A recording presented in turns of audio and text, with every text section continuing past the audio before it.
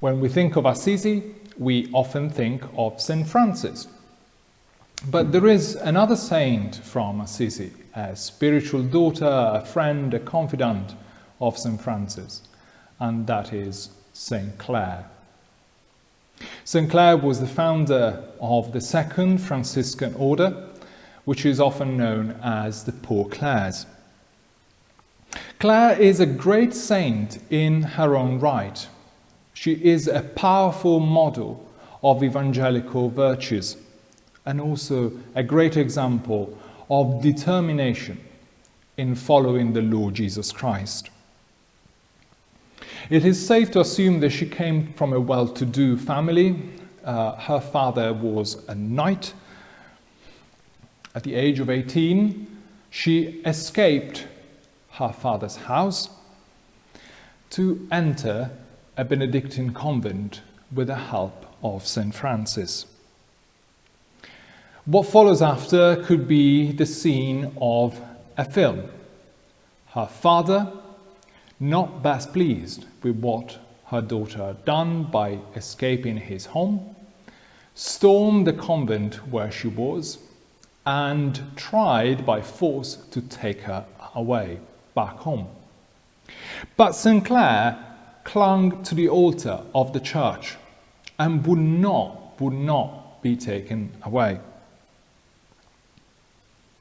She showed her father her roughly cut hair under her veil to demonstrate to him that she already was a spouse of Christ. She had already entered the religious life and there was nothing anyone could do to dissuade her. By the age of 21, again with the help of Francis, she had moved to a new convent by the church of San Damiano on the outskirts of Assisi. And at the age of 21, in the new convent, she became the abbess. Clare was joined by two of her sisters and by her mother, as well as by many other local women. They all lived according to a version of the rule of St. Francis, the rule of St. Clare.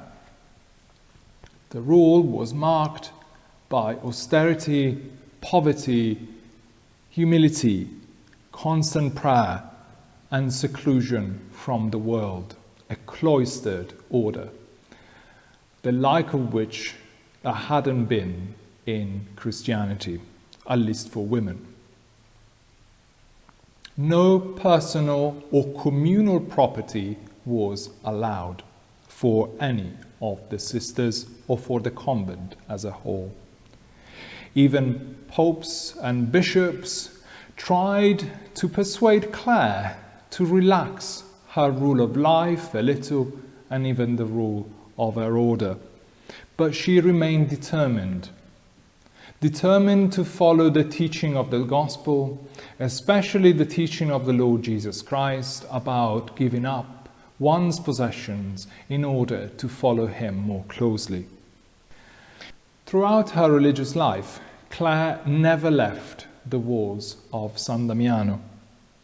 And yet, her fame spread and spread far.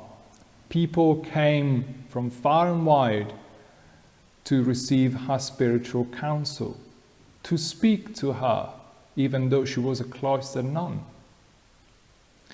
People of every sort of background, including cardinals, bishops, and nobles. The order she founded grew. And at the last count, I think it was in 2011, the Poor Clares numbered 20,000 and they were spread in 75 countries across the globe. In religious art, Clare is often depicted holding a monstrance or a ciborium for the Blessed Sacrament.